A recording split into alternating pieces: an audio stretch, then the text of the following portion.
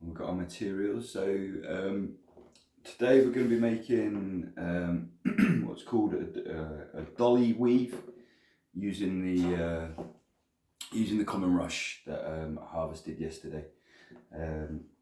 So here's an example of a fresh one. So that's the weave we're going to be making today. And it's kind of an asymmetrical weave. So you use an odd number of weavers. And we call it a dolly because it originates from corn dollies, which is a kind of pagan tradition to do with bringing good luck after the harvest. You can make corn dollies, a full corn dolly with the rush. So this is a corn dolly from last year, which is all dried out. So that's a rush dolly, which has a plait, which is essentially what we're going to be weaving today with a plait, which is looped over to create the dolly's head. So that's dolly head, that's dolly's body. Okay. So we're using green rush, what we harvested yesterday. A couple of words about foraging. When you're foraging, either have permission from the landowner from where you're foraging from. This material I foraged from some local countryside where it's extremely abundant. So it was not a problem taking a small bundle. So always make sure that you've either got permission or whatever you're foraging is in abundance in that area, and then you're good to go. So because we're using green material, it will dry out and shrink down a little bit. So this is a dolly that has been hanging in my window actually for about 2 years now. So this is made from common rush as well. So it's lost its colour, but you can see it still looks great.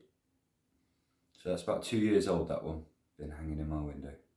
And they're great. They're great at Christmas. You can spray them with silver spray paint, things like that, and they're great little decorations. So yeah. So what the first thing we need to do is kind of prepare some of the rush. So this is the rush.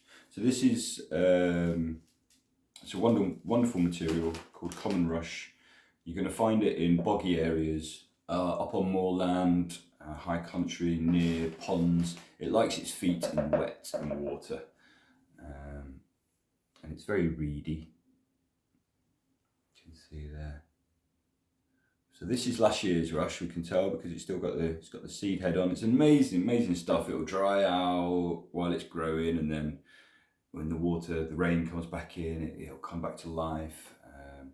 Really strong. You can do all sorts with it. You can make actually oil lights out of it. Yeah, great material. So we want 5 long reeds, reasonably thick ones. They weave better. It makes the weave easier. So we'll sort out 5 reeds, and then we'll get going. So I've sorted out 5 reeds of reasonably equal thickness and length. So they're quite long these ones, about how long you want them. So what we're going to do, we're going to just trim them down to below the seeds and where the reeds are browning. Because that end's going to be really brittle. In the summer and the spring, when you get these, we're gonna tie these off with some cotton. In the summer and the spring, they're more supple. You can actually just tie these ends in a knot without using the cotton. So we're just going to snip these. So about there. So I've gone under all the seed heads and kind of where it looks dry and brown. Just snip those ends off. So